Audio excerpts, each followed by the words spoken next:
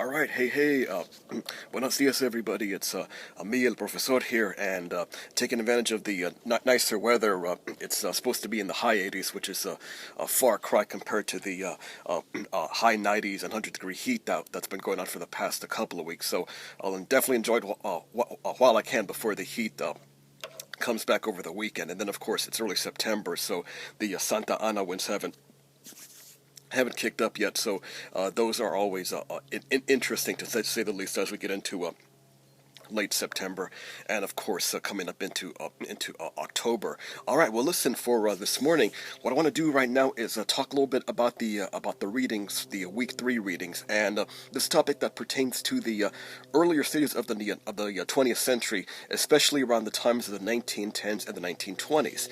So, as I mentioned there in the module overview essay, in the 1920s, it's definitely a dynamic period of growth for the Mexican American Chicano populations in the United States, and not just, of course, in the usual suspect cities, Los Angeles, San Diego, and of course the cities in Texas, San Antonio, Arizona, especially Tucson, but in many other locations too, especially up in the Midwest. So Kansas City, Detroit, Chicago, those places, of course, that had a lot of a heavy industry, and places that were pretty close to the agricultural zones too. So people who would work in the fields in one season, when the season was over, go back into the cities, especially in Detroit, and work in the auto factories. In fact, especially Henry Ford. Henry Ford employed a lot of Mexicanos in his Rouge factory, the famous factory he had just outside of Detroit, and in fact, there's some famous photos of Ford posing with his Mexicano workers, and undoubtedly,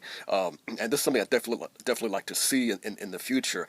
Maybe examples of letters of Mexicanos writing back to their families, whether it was in, say, Zacatecas, Michoacan, Jalisco, Guerrero, wherever, writing about their experiences with Ford. I'm just kind of curious to see what they thought of Senor Ford, if they called him Senor Henry or something to that effect. But that's something I definitely want to look on in future research a little bit later on. All right, well, listen, let's go ahead and get on with the readings.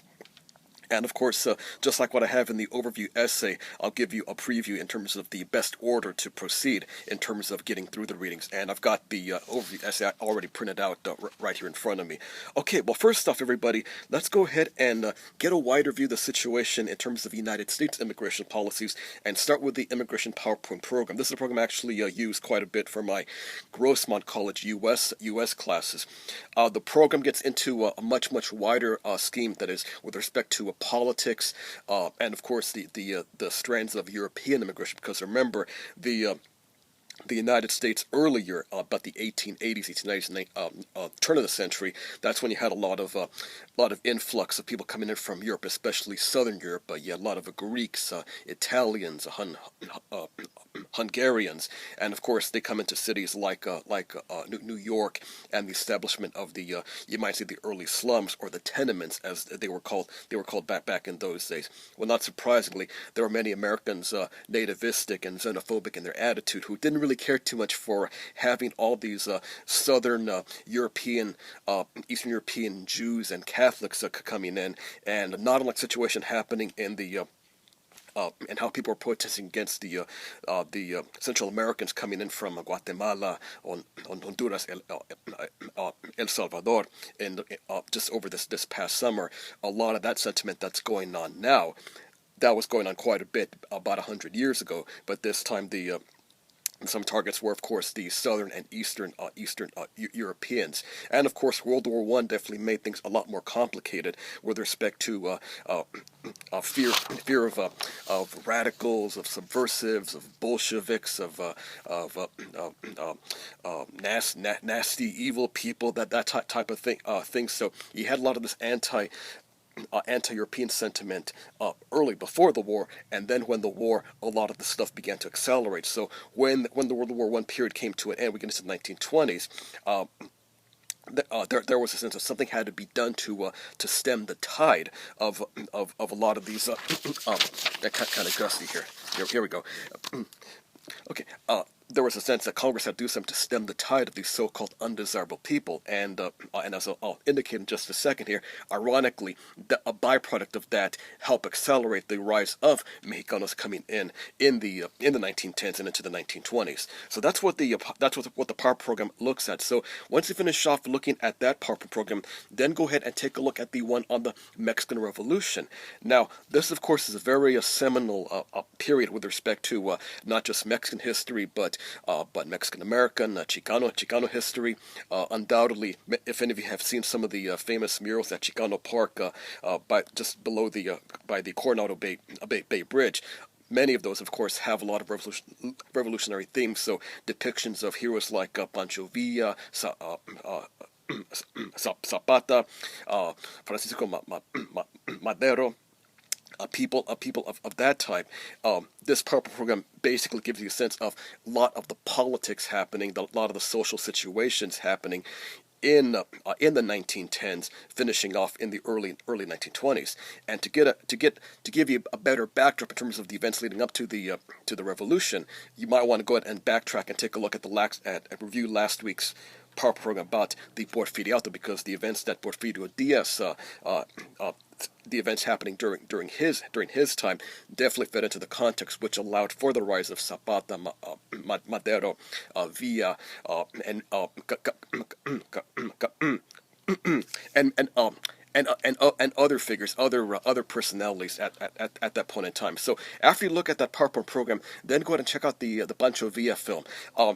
In the announcements, I mistakenly said that the link was broken, but it's not. The link works fine. This is an old PBS American Experience program that they had done. I think it was sometime around the mid to late 90s. So even the information might be a little bit dated, it still holds up quite well. So besides the film, you've got a study guide, or actually a summary of the film within the module itself. So definitely check that out. One of the things about Pancho Villa, of course, is I guess it depends on what side of the fence you were on. Was he a hero? Was he a goon? Was he a Robin Hood? Was he nasty? Was he this? Was he that?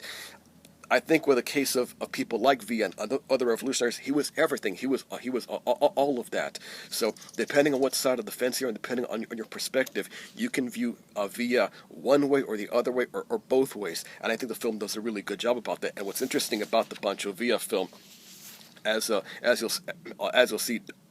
What's interesting about Pancho Villa's character, as you'll see during the film, is the fact that even the U.S., even Americans thought he was a great guy. He was this and he was that.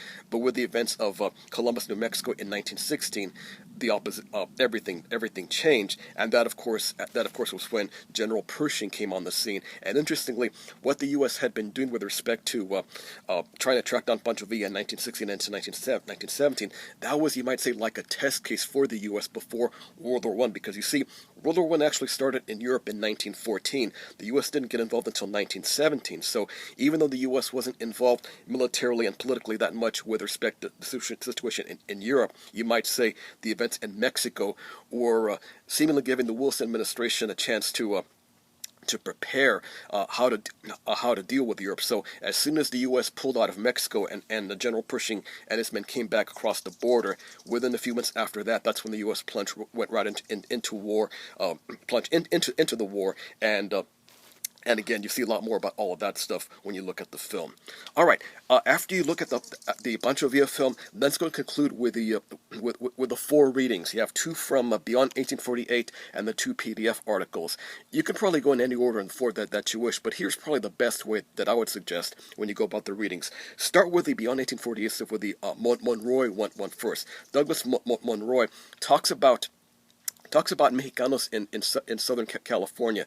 He talks about he talks about cannery workers in Los Angeles, and he also comments about agricultural workers in places like Colorado and the Midwest.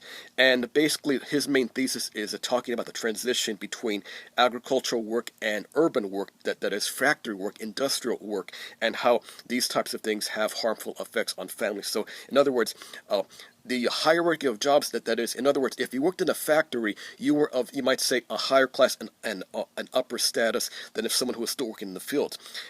Prime examples of how this happened was taking place in the Detroit area, because, for instance, if you were kind of working for Ford, you were in a better position socially than, say, if someone were working for Dodge or for General Motors. Likewise, anybody working for Dodge or GM had a higher situation than someone who was maybe picking strawberries or up in Saginaw or any of the other crops in the northern and western parts of Michigan. So interesting perspective on that. Monroy gets into that into more detail. And then after you read the Monroy, read the Romo one, in which Romo essentially picks up on some of the topics covered in the immigration PowerPoint program.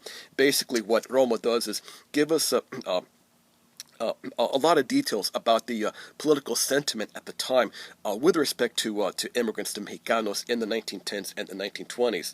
And what Romo is touching upon is how some of the rhetoric which had been used against Europeans earlier in the 20th century and the late 19th century, that was now starting to be coming into use by the 1920s and then into the 1930s. So I think the main point that Romo is indicating or suggesting is that a lot of the anti-Mexican or anti-Central American sentiment that we see happening today, a lot of that seems to get its roots in the 1920s and in the 1930s, and Romo seems to suggest that in his article. So those are the Beyond 1848 readings. Now finish off with the two PDF articles. First one by Michael Smith. What Smith does is focus in on the railroad workers in Oklahoma. Just like the Chinese who worked in California, the Mexicanos had the most labor-intensive jobs on the track gangs. The track gangs were the ones who laid out the track. They repaired the track. They basically did a lot of the dirty work. So if any of you remember the classic movie Blazing Saddles, the comedy with Mel Brooks, and of course very hilarious, Brooks got away with a lot of stuff which was really revolutionary at the time, and of course there was the infamous bean camp scene midway through the film. I'm not going to go into details, but if you know the movie, you know exactly what scene I'm talking about. But at the very beginning is the track gang scene, in which you have the African American workers. There's some Chinese, and I don't really recall if Brooks featured any Mexicanos in there. There might be some in the background, but those men, that's a track gang, and basically the Mexicanos were the ones who were doing a lot of that stuff in the 1910s and in the 1920s. And what Smith points out is that the Mexicanos, they knew which companies essentially were the best companies. So in other words, companies like the Santa Fe, and everybody wanted to work for the Santa Fe, but for some of the other companies, especially the ones that had the tracks further toward the north, like in the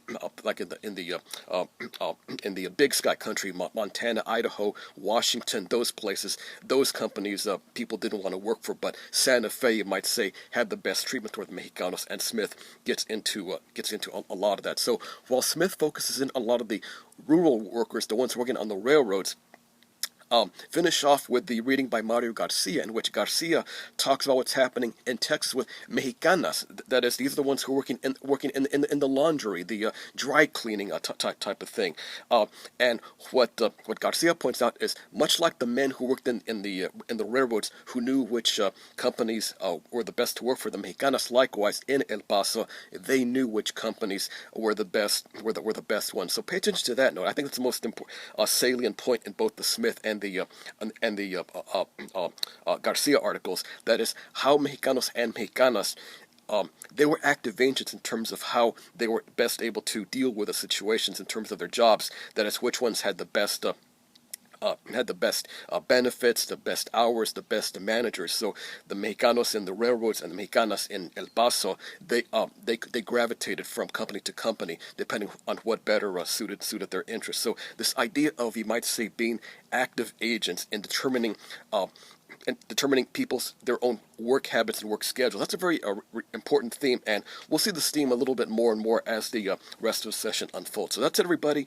Again, start with the PowerPoint programs first, check out the VF film, and then go to the Beyond 1848 and then the PDF articles, and that should get you on track in terms of the best way to approach the readings for this week. So we're getting further into the 20th century, and And of course, as the session unfolds, we'll see a few more of these videos. And if the weather stays nice like this today, then most likely I'll keep recording these videos out here in the patio. Unfortunately, my feline pals are taking their siestas already, but I'm sure down the road we'll get to meet the two outdoor ones within the next week or so. So that's it from me. That's it from the French Valley headquarters.